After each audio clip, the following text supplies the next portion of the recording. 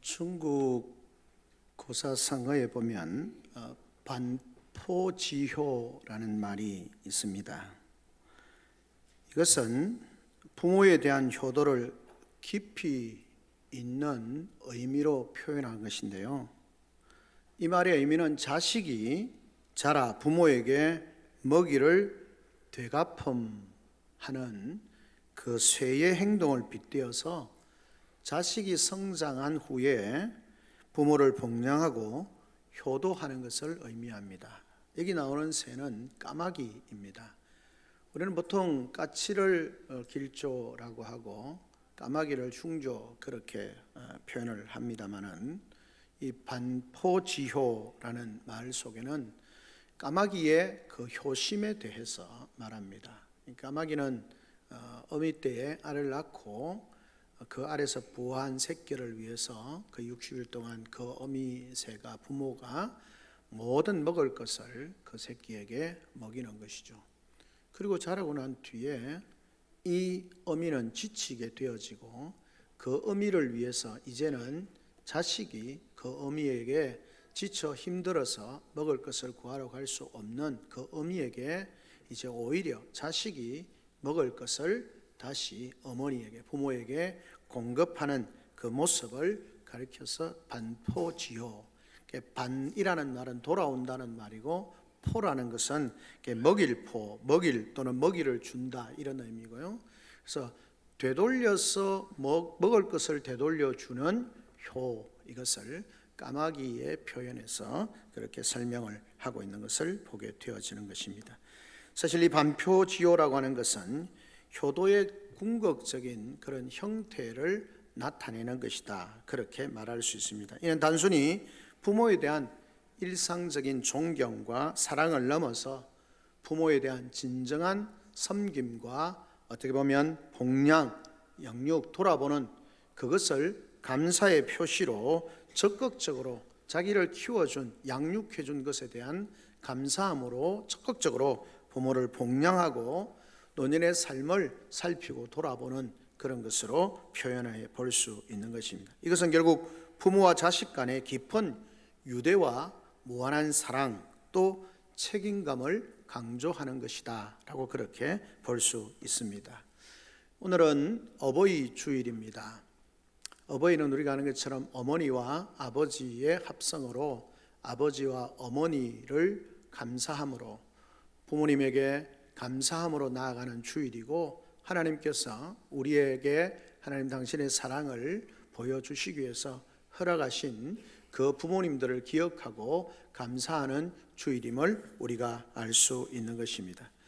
이 주일뿐만 아니라 우리의 모든 삶 속에서 우리 부모님들을 정말 사랑할 수 있고 그 부모님들에 대해서 감사할 수 있고 그 감사의 표현으로 부모님들을 잘 섬기고 복양하고 오늘 주신 말씀처럼 주 안에서 부모를 잘 공양함으로 섬김으로 경외함으로 또 그 하나님이 주시는 은혜와 복을 누릴 수 있는 복된 우리 성도들이 되시기를 주님의 이름으로 축원합니다. 아멘.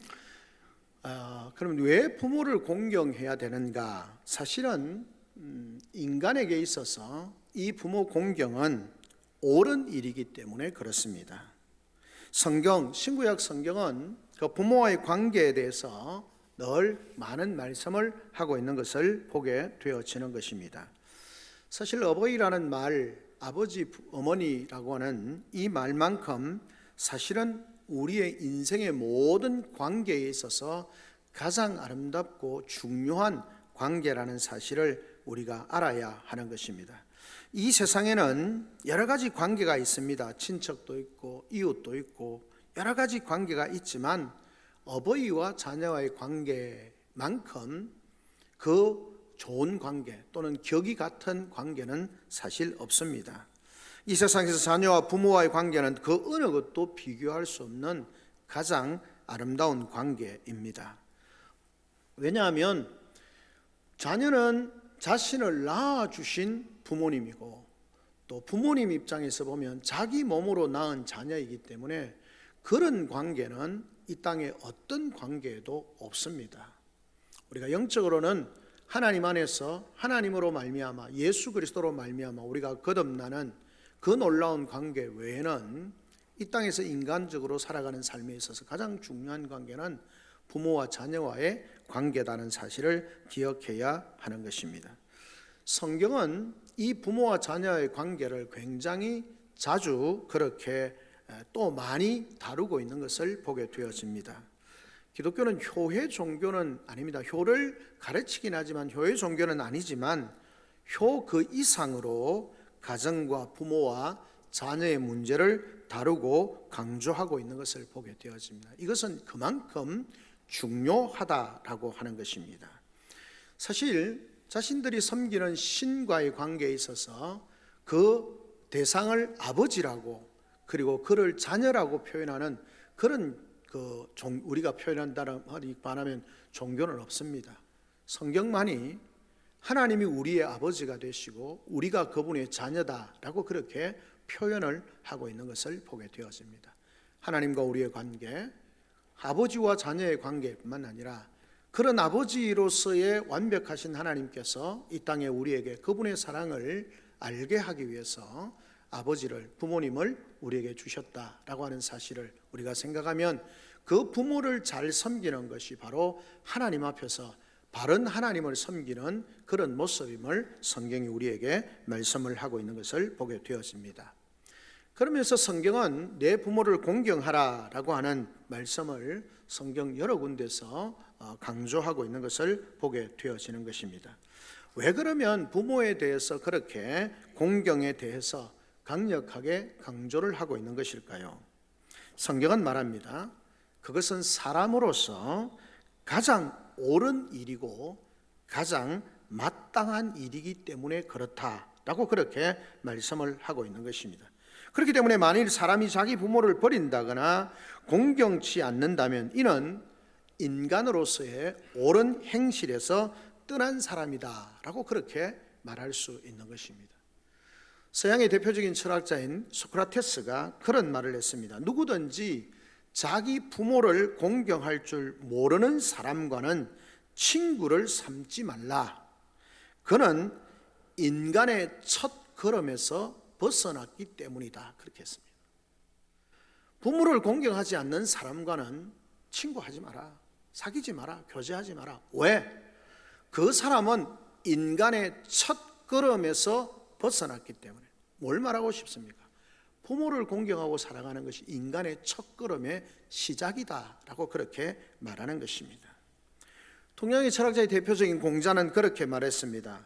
세상에는 여러 가지 죄가 있는데 살인죄, 음란죄 등등등 3천여 가지의 죄가 있는데 그 중에서 제일 큰 죄는 자식이 자기 부모를 공경치 않는 죄다. 그렇게 말했습니다. 동서양의 모든 철학자들이 말하는 것이 뭐냐면 부모를 공경하지 않는 것은 인간의 첫걸음에서 벗어난 것이고 부모를 공경하지 않는 것은 제일 큰 죄를 지은 사람이다 라고 그렇게 말씀을 하고 있습니다.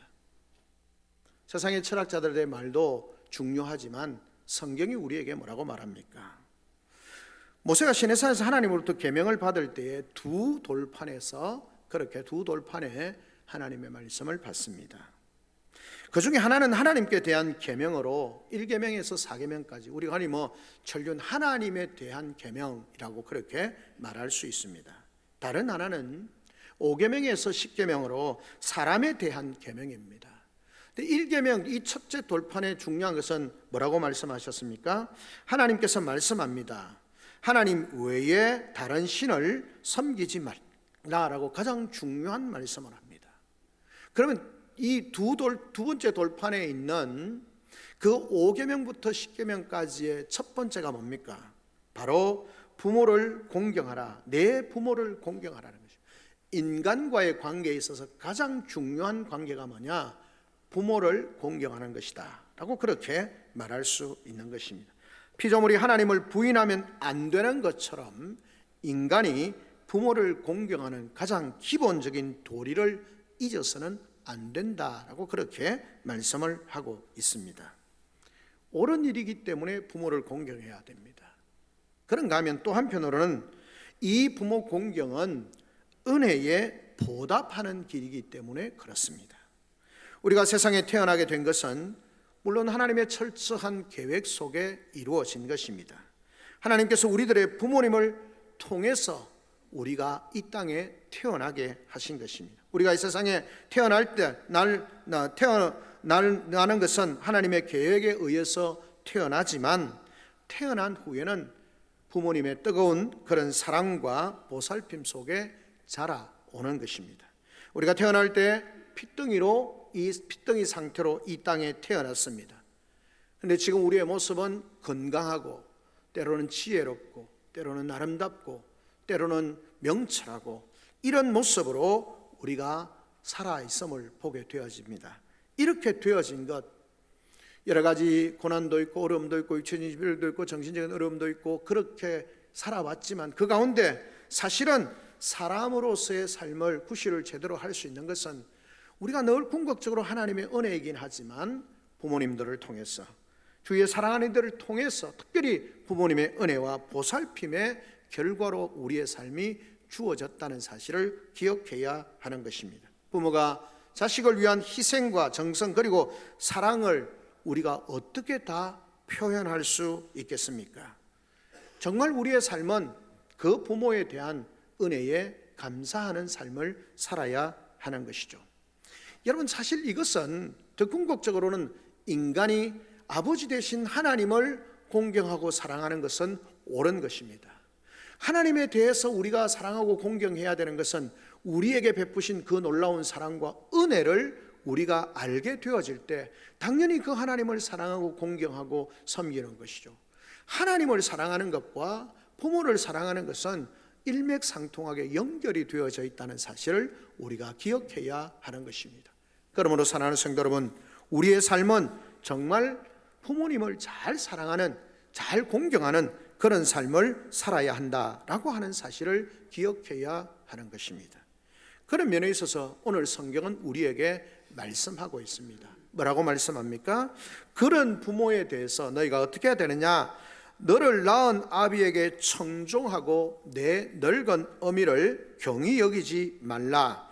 24절에 의인의 아비는 크게 즐거울 것이요 지혜로운 자식을 낳은 자는 그로 말미암아 즐거울 것이니라 라고 그렇게 말씀합니다.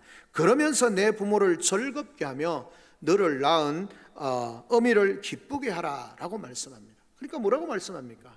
오늘 우리에게 주시는 말씀은 하나입니다. 내 부모를 사랑하고 즐겁게 하고 기쁘게 하라는 것입니다. 여러분, 성도의 삶이 하나님 아버지께서 우리에게 말씀합니다. 우리의 삶의 궁극적인 목적은 하나님을 기뻐하면서 하나님을 기쁘시게 하고 하나님을 즐거워하는 삶이 우리의 삶입니다. 그런데 그 삶에 대해서 하나님이 말씀합니다. 이 땅의 인간적인 관계에 있어서 내 부모를 즐겁게 하라는 겁니다. 내 부모를 기쁘게 하라는 겁니다. 사랑하는 성도 여러분, 우리가 하나님을 잘 경외한다는 것, 그래서 이스라엘 백성들이 종종 하나님 앞에서 구약의 신약에 주님이 말씀하시는 것처럼 너희가 얼마나 패역하냐, 하나님께서 너희 부모를 공경하라고 말했는데 너희는 이렇게 말한다. 고르반 하나님께 드린 바 되어졌으면 그냥 부모에게는 마치 안 해도 되는 것처럼 너희가 말하는데 그거 잘못됐다는 겁니다. 내가 하나님을 정말 제대로 섬긴다면 내 부모를 제대로 섬겨야 한다는 겁니다. 그런데 유대인들은 하나님께 드린 바 되어졌기 때문에 이 재물이 다 하나님께 드렸다, 실제적으로 드리지 않고 이거 하나님 앞에 드릴 거고 하나님 앞에 하나님을 위해 사용할 거다, 그렇기 때문에 내 부모를 섬길 것이 없다, 이렇게 변명하면서 부모를 잘 안 섬겼다는 겁니다. 그래서 내가 고르반 하면서 부모를 잘 섬기지 않는데 그거 하나님이 기뻐하시지 않는 거다, 하나님의 말씀을 거역하는 거다라고 그렇게 말씀하고 있는 것입니다. 오늘 우리가 생각할 것은 한 가지입니다. 부모를 기쁘게 하고 즐겁게 하라라고 그렇게 말씀합니다. 그러면 부모를 어떻게 기쁘게 하고 즐겁게 할 것이냐? 사실 설교를 준비하면서 기도가 되어지고 고민이 되어집니다. 왜냐하면 설교를 들어야 할 자녀들이 옆에 많이 없다는 겁니다. 대부분 우리 교회 성도님들이 반 이상이 거의 할아버지 수준의 그런 성도님들이기 때문에 지금 섬겨야 할 부모님들이 많지 않은, 오히려 섬김을 받아야 하는 부모님들인데 자녀들이 옆에 없다는 겁니다. 안타까운 일이죠. 우리의 말씀이 능력으로 우리의 삶 가운데 선포되어지고 그 말씀이 능력이 되어지고, 그래서 그 말씀을 따라 삶으로 우리 자신이, 우리 가정이, 우리 가문이 복된 가문으로 되기 위해서 우리는 기도해야 합니다. 우리의 자녀들이 내 옆에 있을 수 있도록. 지금 물리적으로는 내 옆에 있지 않지만 우리 타지에서 와서 이곳에서 신앙생활하고 있는 우리 젊은 성도님들의 가정, 시골에 또는 다른 지역에 부모님들이 함께 예배를 드리고 있는 이 시간에 공간은 떠나 있지만 다르지만 예배의 자리에 함께 있으면서 하나님의 말씀을 함께 듣고 있다라는, 그것이 얼마나 복된지 모릅니다.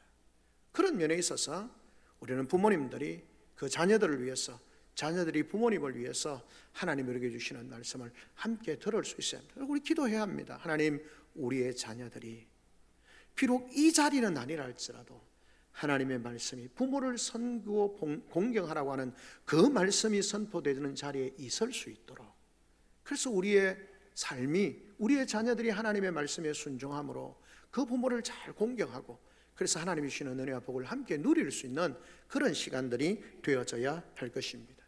어쨌든 하나님께서 우리에게 주시는 말씀입니까? 하나님이 그 부모를 기쁘시게 하라는 건데, 어떻게 하면 부모님을 기쁘게 하느냐? 이렇게 말합니다.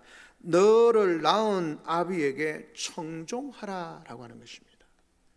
그 부모의 말을 듣고 따르라는 겁니다. 부모님을 기쁘시게 하는 것이 뭐냐? 부모님의 말씀을 듣고 따르는 것입니다. 물론 안 믿는 가정에 우리 아버지는 그렇게, 어머니는 예수 안 믿기 때문에 뒤에 나오겠습니다만은, 그런 의미가 아니라 주 안에서 하나님께서 주신 정말 은혜 안에 영적 생명의 주인, 부모로 주신 그분들의 말을 잘 순종하고 따르는 것, 그것이 부모를 기쁘게 하는 것입니다. 그리고 뭐라 말합니까? 뒤에 말합니다. 내 늙은 어미를 경히 여기지 말라. 그 어머니를 함부로 대하거나 경히 여기지 말라는 겁니다. 여러분, 지금 이 말씀은 우리에게 그렇게 크게 의미가 안 닿을 수 있습니다. 그러나 여러분, 고대 사회는 어떻습니까? 여인은 그냥 이스라엘에도 나오는 것처럼 숫자에도 파악되지 아니하고, 그냥 신약 시대도 여인은 다른 해석을 할 수 있습니다만 교회에 잠잠해야 되고, 여인으로서 별로 인정을 받고 인격적인 존재로서 대우를 받지 못하는 그런 상황인데, 하나님은 말씀하는 겁니다. 내 어미를 경히 여기지 말라. 사회 제도가, 사회 환경이 그 어머니를 무시하거나 배척하거나 배려가 전혀 없는 그런 상황이라 할지라도 너희는 그 부모를, 어머니를 경히 여기지 말라는 겁니다. 부모를 기쁘게 하는 것이 뭡니까? 청종하는 것이고, 경히 여기지 않는다는 말은 뭡니까? 괴히 여기는 것이죠. 부모를 존귀히 여기는 겁니다. 그것이 그 부모를 기쁘게 하는 것이다 라고 하는 사실을 기억해야 하는 것입니다. 자녀가 부모를 기쁘게 해드려야 합니다. 왜냐하면 그것은 자녀가 마땅히 해야 할 일이기 때문에 그렇습니다. 거기에는 이유가 없습니다. 하나님의 말씀이기 때문에 그렇습니다. 세상이 말하는 여러 가지, 부모가, 자녀가 부모를 공경해야 되는 여러 가지 세상적인 이유에 대해서 막 부연 설명을 할 수 있습니다. 여러분, 그런데 그것이 그 사회 속에서 어쩌면 합리적이지 못할 때도 있습니다. 그러다 보면 부모님을 안 섬겨도 됩니까? 아닙니다. 세상의 논리나 이론이나 어떤 상황과 상관없이 우리가 부모님을 즐겁게 해야 되는 이유는 하나입니다. 하나님이 명령하셨기 때문에 그렇습니다. 하나님이 명령하셨기 때문에 우리는 부모를 즐겁게 하는 사람들이 되어져야 하는 것입니다. 물론 그 속에는 그렇습니다. 부모님이 우리를 향하여서 우리를 낳고 기르시고 양육하시는 그 모든 가운데 얼마나 크고 놀라운 일들이 우리 속에 많이 있었습니까? 그런 걸 생각하면 정말 감사가 말할 수 없는 거죠. 우리가 어버이날 부르는 노래 나실제 괴로움, 이 1절만 주로 하는데 3절에 보면 이렇게 나옵니다. 사람의 마음속에 온 한 가지의 소원, 어머님의 마음속엔 오직 한 가지, 아낌없이 일생을 자식 위에 살과 뼈를 깎아서 바치는 남, 인간의 그 무엇이 거룩하리요? 어머니의 사랑은 거지없어라. 사람들은 마음속에 온 가지 소원들을 가지고 있지만 어머니의 마음속에는 오직 한 가지, 아낌없이 일생을 자식을 위해 살과 뼈를 깎아서 바치는 마음, 인간이 그 무엇이 거룩하리요? 그 살과 뼈를 깎아서라도 자녀를 제대로 세우고 싶은 마음, 그게 부모의 마음이라는 것. 그걸 생각하면 부모를 사랑하지 않을 수 없고 부모를 기쁘게 해야 하는 이유에 대해서 다른 부차적인 설명을 붙일 이유가 없는 것입니다. 그래서 성경은 말씀합니다. 내 부모를 즐겁게 하라라고 그렇게 말씀하고 있는 것입니다. 사랑하는 성도 여러분, 이렇게 말합니다. 24절에 의인의 아비는 크게 즐거울 것이요. 누가 즐거워한다고요? 아비. 어떤 아비가 즐거워합니까? 의인의 아비가 즐거울 것이라는 거예요. 무슨 말입니까? 부모를 즐겁게 하기 위해서는 뭐가 되어야 됩니까? 우리가 의인이 되어져야 합니다.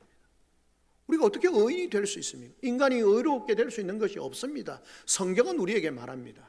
우리가 의로운 삶을 살 수는 없습니다. 온전한 의로운 삶을 살 수는 없습니다.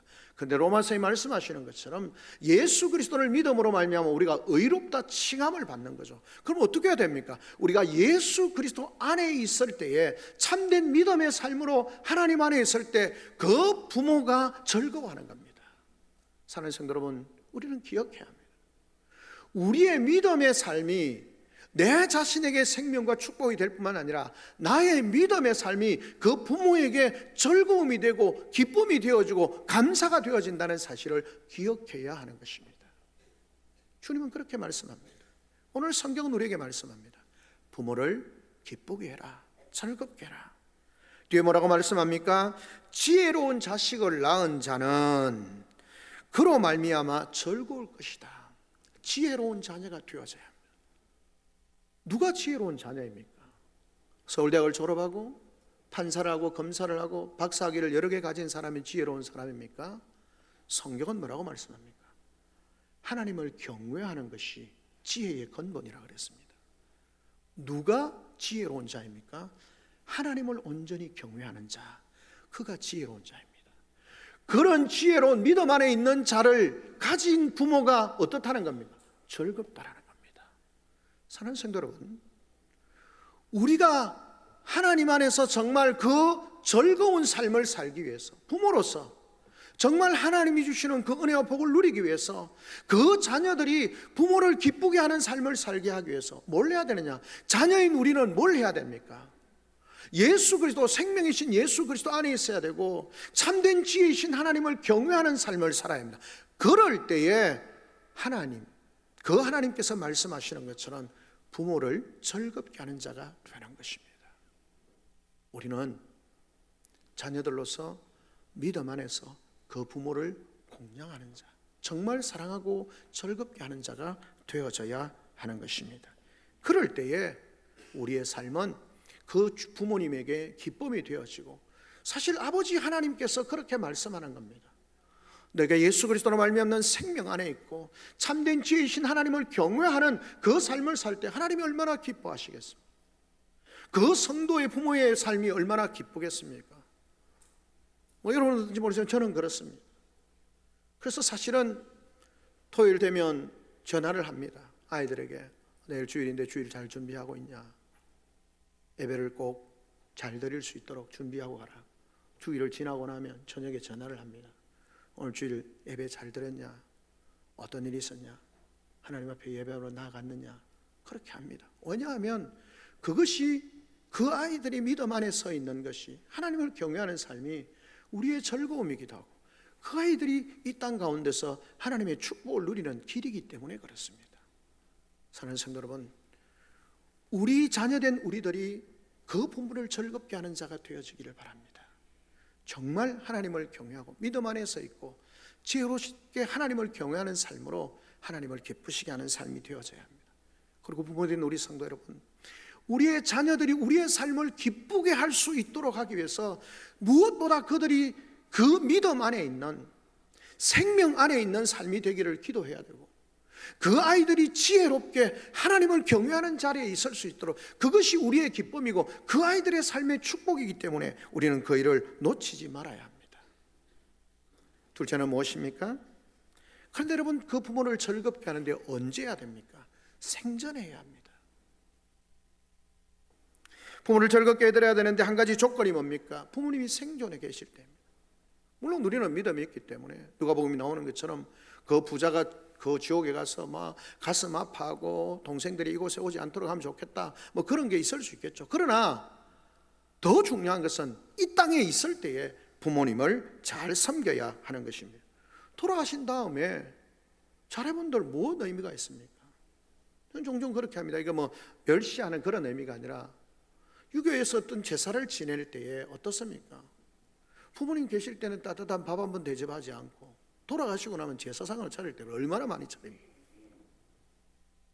누가 먹습니까?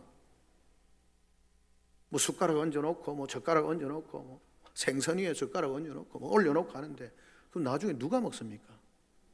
자기들이 먹죠. 그게 무슨 의미가 있습니까? 어떤 분들은 부모님은 생전에 계실 때는 관심도 없다가 전화도 잘 안 드리고 관심도 없다가 돌아가시고 나면 돈 들어가 비석을 뭐같이 세우고 봉분을 뭐같이 높이고 울고불고 합니다. 무슨 소용이 있습니까? 부모님 돌아가시면 왕릉 같은 무덤이 무슨 의미가 있고 대리석으로 지은 비석이 무슨 의미가 있습니까? 아무 의미가 없습니다. 우리는 이런 우를 범하지 않아야 하는 것입니다. 불효자들은 그래서 더 슬프게 우는 것입니다. 부모를 즐겁게 하고 기쁘게 하는데 생존에 계실 때에 즐겁게 해드리고 기쁘게 해드려야 됩니다. 전화 한 통화도 재정이 넉넉하지 못하면 그러나 따뜻한 밥 한 그릇을 함께 나누고 기회가 있을 때마다 부모를 사랑으로 섬겨야 됩니다. 여러분, 우리가 생전에라는 말은 어떤 의미이겠습니까? 기회가 있을 때라는 말입니다. 우리가 기회 있을 때 부모님을 사랑하고 부모님을 공경하고 부모님을 즐겁게 합니다. 기회가 없으면 떠나가면 못합니다. 우리의 신앙도 마찬가지입니다. 기회가 있을 때 하나님 아버지를 기쁘게 하는 삶을 살고 내게 기회가 주어졌을 때, 건강이라는 기회가 주어졌을 때, 물질이라는 기회가 주어졌을 때, 내게 은사라고 하는 것을 주신 그것으로 인해서 기회가 주어졌을 때 아버지를 기쁘게 해야 되는 거죠. 자녀들이 부모를 기쁘게 하는 것처럼 그렇게 살아야 하는 것입니다. 그것이 중요합니다. 그런가 하면 여러분, 부모에게 있어서 최대 효가 뭐겠습니까? 우리가 부모에게 할 수 있는 최대한 효는 우리가 믿음 안에 있기 때문에 그건 감사할 수 있습니다만은 불신 가정이나 우리의 가족들에게, 우리의 자녀들에게, 부모에게 할 수 있는 최대의 사랑과 최대의 효가 뭡니까? 예수 그리스도를 구주로 믿고 영생을 가진 자로 하나님 앞에 서게 하는 것이 가장 효입니다. 큰 효입니다. 다른 무엇과도 비교할 수 없는 효입니다. 생전에 계실 때 따뜻한 음식 해드리고 좋은 것 해드리는 건 너무 귀하고 좋습니다. 그런데 그것이 그냥 이 땅에서의 것으로 그치게 된다면, 영원한 하나님 나라에서 생명을 함께 누릴 수 없다면 무슨 의미가 있겠습니까? 우리에게 있어서 가장 중요한 것은 하나님 나라와 소리 말하는 천국과 지옥에 대한 분명한 인식이 있다면, 여러분, 그러면 부모님이 믿어도 되고 안 믿어도 되고 그런 거 아니지 않습니까? 평생의 후회가 되지 않도록 그 부모님을 복음을 전하고 그 자녀에게 사랑으로 복음을 전하고, 여러분, 그것이 가장 큰 사랑이고 가장 큰 효라는 사실을 기억해야 하는 것입니다. 믿음이 그냥 마음 수양하는 것으로 생각을 하고 마음의 위로를 받는 것으로 우리의 신앙생활을 한다고 하면 천국에 가는 것에 대해서 예수님 믿으면 좋고 안 믿으면 그만이고, 여러분, 현대인이 왜 정말 힘있고 생기있고 능력 있는 믿음의 삶을 살지 못합니까? 이 믿음이 없기 때문에. 천국과 지옥에 대한 확실한 믿음, 하나님 나라에 대한 확실한 믿음이 없기 때문에 그냥 신앙생활을 좀 마음 편하고 내가 살아가면서 좀 유익하고 그런 정도로 생각하니까 그 믿음 생활이 생명력이 없고 생기가 없는 겁니다. 성경이 우리에게 말합니다. 정말 우리가 하나님을 믿는다면, 우리가 이 땅에서 예수 그리스도가 우리의 생명의 주인이시고 구주가 되시고 우리의 능력이 되신다는 그 사실을 알고 그분이 모든 인생이 예수 그리스도를 믿는 것, 그것이 가장 큰 선물이라면 우리의 부모님들을, 우리의 가족들을, 우리의 자녀들을 어떻게 하든지 기도하고 복음을 전하고 생명을 전하는 삶으로 하나님 앞에 서게 해야 되는 것입니다. 오늘 예배를 일부 예배 전에 고 김영성 성도님 그 부인과 따님이 오셨습니다. 가보니 정말 해준 게 별로 없는데, 저희들이 한 게 없는데 너무너무 교회에서 잘 살펴주어서 너무 감사하다고 그러시면서 끝에 이런 말합니다. 자기도 어릴 때, 참 젊을 때 결혼하고 난 뒤에 신앙생활을 하고 싶은데 먹고 사는 게 너무 힘들어서, 아이들이 너무 힘들어서 진짜 가지 못했다고. 정말 교회 나오고 싶은 마음도 있었는데, 그래서 그 따님하고 옆에 있대. 맞습니다. 우리가 얼마나 어렵게 살았습니까? 그런데 우리가 정말 힘들지만 우리 김영성도님이 아내분을 위해서, 자녀를 위해서 기도하셨습니다. 힘들고 어렵게 사는 어려움이 줄어들도록 기도하시고, 그리고 예수님을 믿을 수 있도록 그렇게 기도했습니다. 따님이 옆에 계셨습니다. 어머니를 위해서 그런 마음이 있으시니까 어머님이 믿을 수 있도록. 그래서 우리가 생명을 얻는 것이 너무 중요합니다 라고 그렇게 짧지만 예수 그리스도를 믿을 마음을 가질 수 있도록 그렇게 말씀을 나누고 함께 기도했습니다. 제일 중요한 효가 뭡니까? 가장 중요한 사랑이 뭡니까?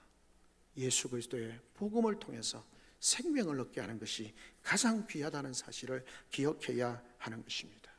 그리고 우리는 부모님과의 좋은 관계를 가져야 합니다. 사랑하는 성도 여러분, 그렇지 않습니까? 이 관계는 하나님이 맺어준 관계 아닙니까? 그냥 세상 사람들과의 관계가 다르지 않습니까? 내가 부모가 싫다고 부모 안 할래요. 자식이 싫다고 자식 안 할래요. 뭐 사회적으로 법적으로 제명하고 이렇게 혹 할 수는 있을지 모르지만 하나님 앞에서 그건 불가능한 겁니다. 좋은 관계를 가져야 되죠. 여러분, 이 관계가 깨어지는 것, 부모와 자식 간의 관계가 원활하지 않고 불화한 것은요, 형벌입니다. 부모와 자식 간에 화목하지 못한 것은 저주입니다. 부모와 자식 간에 정말 불편한 관계가 되어지는 것은 가장 비참한 삶을 사는 겁니다. 여러분, 그건 인식하지 못하면서 부모님 없어도 괜찮고 부모님과 관계 끊어도 괜찮고 혹 그렇게 생각하실 수 있을지 모릅니다. 절대 그렇지 않습니다. 성경은 우리에게 말씀합니다. 부모를 공경하라. 부모를 사랑하라. 부모를 순종하라. 그것을 통해서 뭐라고요? 부모를 즐겁게 하고 기쁘게 하라 라고 그렇게 말씀합니다. 내 부모를 즐겁게 하며 너를 낳은 어미를 기쁘게 하라. 어쩌면 하나님의 마음입니다. 너희가 믿음 안에 서 있어서 너희가 나를 즐겁게 하고 너희가 나를 기쁘게 하라는 겁니다. 그것을 하기 위해서 뭘 해라는 겁니까? 너희 부모님에게 먼저 그분들을 즐겁게 하고 그분들을 기쁘게 하는 삶을 살아라. 그것을 보는 내가 즐겁고 그것을 보는 내가 기쁘다라는 것입니다. 하나님이 말씀하시는 겁니다. 말씀을 정리합니다. 사랑하는 성도 여러분, 우리는 너무나 잘 압니다. 사실 절기가 되어지거나 어버이 주일이나 되면 설교하기가 참 힘든 비슷한 이야기를 또 해야 되고요. 다 아는 이야기입니다. 중요한 것은요, 그 하나님의 말씀 앞에 우리의 생각을 내려놓는 겁니다. 그리고 하나님의 말씀에 귀를 기울이고 그 말씀이 내 속에 생명으로 살아 역사하도록 해야 합니다. 기억합시다. 오늘날에는 정말 부모님을 즐겁게 하고 기쁘게 하는 그런 자녀가 되기를 원합니다. 그리고 여러분의 자녀들이 정말 나를 기쁘게 하는 것이 아니라 그 나를 기쁘게 하는 수준에 머무르는 것이 아니라 나를 기쁘게 하고 나를 즐겁게 하는 정도가 아니라 그것을 통해서 하나님을 즐겁게 하고 하나님을 기쁘게 하는 삶의 자리에 서 있으므로 하나님이 주시는 은혜와 복을 누리는 삶이 되어질 수 있도록 기도해야 합니다. 그것이 우리 성도들의 가정에 주신 하나님의 은혜의 말씀이고 생명의 말씀이고 축복의 말씀입니다.